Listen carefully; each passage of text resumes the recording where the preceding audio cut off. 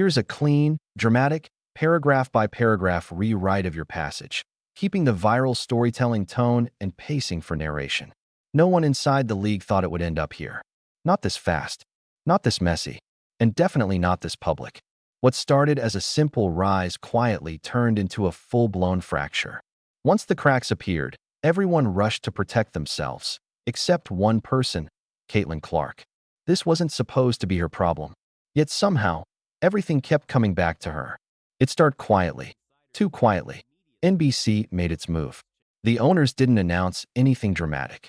No press conference, no warning, just a subtle shift in priorities, one that insiders noticed immediately. Phone calls changed, invitations changed, who mattered changed, and the veterans noticed first. For years, the message inside the WNBA was clear: loyalty mattered, seniority mattered.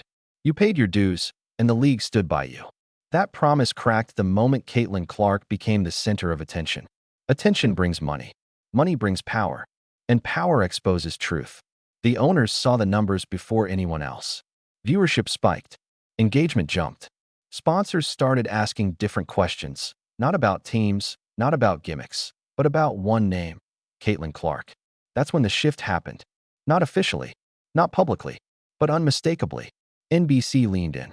The owners followed. And suddenly, the league's old hierarchy felt optional. Meetings that used to include the veterans no longer did. Messaging that once centered the league quietly centered the moment. We have to get right off into things. So we go here, boom, to NBC Sports, okay? And now NBC Sports, what they did is they flexed on them, okay? They flexed on them. Here it says, if you know, you know. If you know, you know. The WNBA is coming to NBC and Peacock. So they are going on with their promo. This was put out today.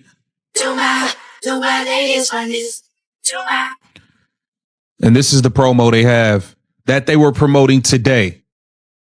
If you know, you know. And the moment had a face. Some accepted it. Others didn't. That's when the tension spilled over.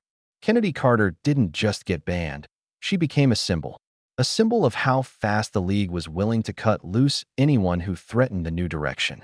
The ban itself wasn't the shock. The real shock was the reaction. Instead of unity, there was blame. Instead of accountability, there was deflection. And the name that kept coming up wasn't the league. It was Caitlin Clark. That's when things turned ugly. Blaming Caitlin Clark made sense to those who felt abandoned. It was easier to point at the face of change than at the system that created it. Kennedy Carter said what others were thinking but wouldn't say out loud. Caitlin Clark was being protected. The league had picked a side. Veterans were suddenly expendable. The league didn't respond loudly. They didn't need to. The silence said enough. Peacock, WNBA. Listen, I hope y'all WNBA players is paying attention. They will replace y'all asses. They have Caitlin Clark. They have Paige Beckers under contract. They have Angel Reese. They have replacement players they can go get. They have a slew of rookies they are about to draft.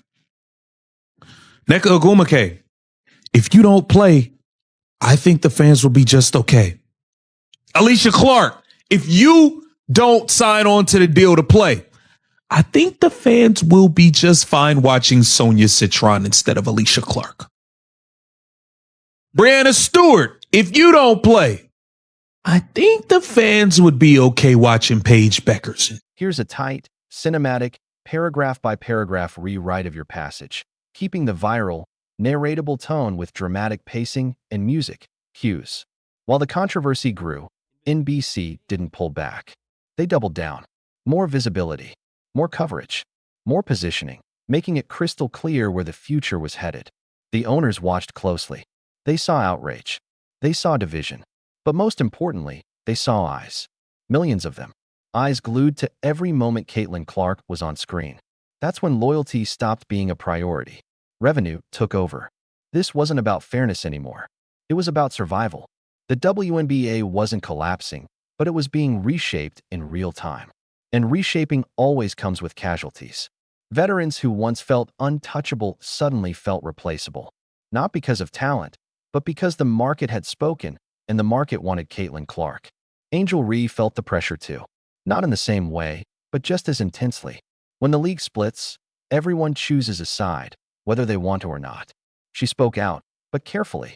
Frustration was there, but so was hesitation. One wrong move, and the league that once promoted balance would move on without blinking. That fear wasn't paranoia, it was precedent. Kennedy Carter had just proven how quickly the league could cut loose a problem. Now every outspoken veteran was asking the same question. Are we next? Like this video, share it everywhere, and subscribe. That question haunted locker rooms. The league didn't collapse, it fractured. Owners didn't announce abandonment, they practiced it. Veterans weren't publicly shunned, they were quietly sidelined. And the center of gravity kept shifting toward Caitlin Clark. Not because she demanded it, because she didn't. And that made it worse for everyone else. Caitlin didn't speak on the ban. She didn't respond to accusations. She didn't engage in the blame game. She stayed calm. And calm in moments like this is devastating. It makes everyone else look unstable. The more others talked, the quieter she became. The more blame was thrown, the less she reacted. That silence wasn't weakness. It was control. NBC noticed it. The owners noticed it. Fans definitely noticed it. Because fans don't just follow talent, they follow composure. And Caitlin Clark had it, when the league didn't. As the controversy grew, something else happened that no one wanted to admit. Fans didn't turn away. They leaned in. The drama didn't scare them. The division didn't push them out. Very nice restaurant. And, typically they have like at the bar, they have like ESPN or Fox and they have this going on, that going on. They had Caitlin on there. And you should see people that was all engaged. Older women, older gentlemen, right? Different races. And I'm sitting back, it's like, cause I do this for a living. So I'm like, wow, this girl has really changed the game.